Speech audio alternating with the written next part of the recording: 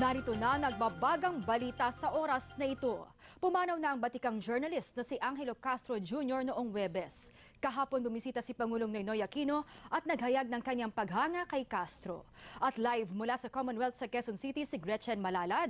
Magbabalita. Gretchen? Maan patuloy ang pagdating ng mga nakikiramay na kaanak at kaibigan ng pamilya Castro sa kanilang tahanan dito sa Quezon City, kung saan nakalagak ang mga abo ni Angelo Castro Jr. Huwebes ng hapon nang pumanaw si Castro sa ospital dahil sa sakit na lung cancer. Mapayapa ang naging pagpanaw ng batikang broadcast journalist na si Angelo Castro Jr. ayon sa kanyang anak na si Diego. Katunayan, madami raw itong hinabilin sa kanila. He was saying things like, take care of the family, asking for forgiveness, I love you. And most of the discussions were done in writing. In writing, because he couldn't talk anymore because the water was already building up. Hanggang sa mga huling sandali naging mapagbiro ang kanyang ama.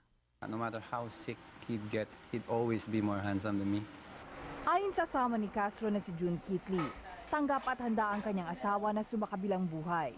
Pero higit sa lahat, kahit na may pinagdaraanan ding sakit na cancer si Kitli, ay nanatili itong matatag.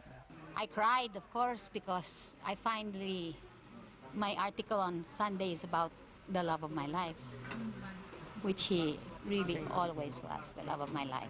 No matter what happened, he's the love of my life. Dumalaw ang mga kaanak, kaibigan at mga kasama sa trabaho sa burol. Isa na dito ay si ABS-CBN Regional Network Group Head Shari Villa. Ayon kay Villa, kahit mahigpit at isang perfectionist sa trabaho si Castro, kapamilya ang lagi niyang turing sa mga katrabaho.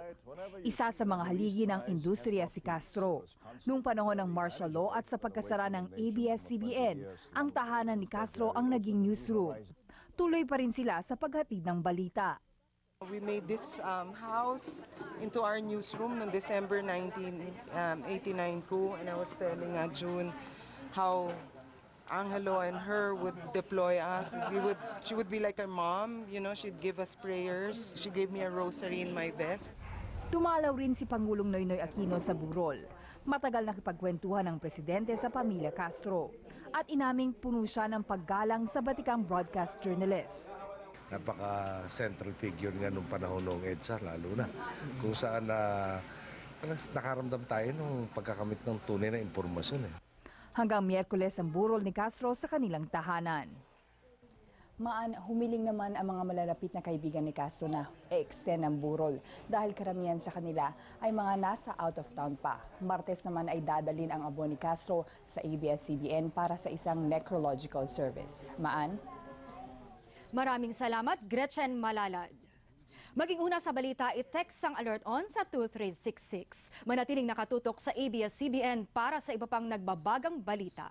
Magandang hapon.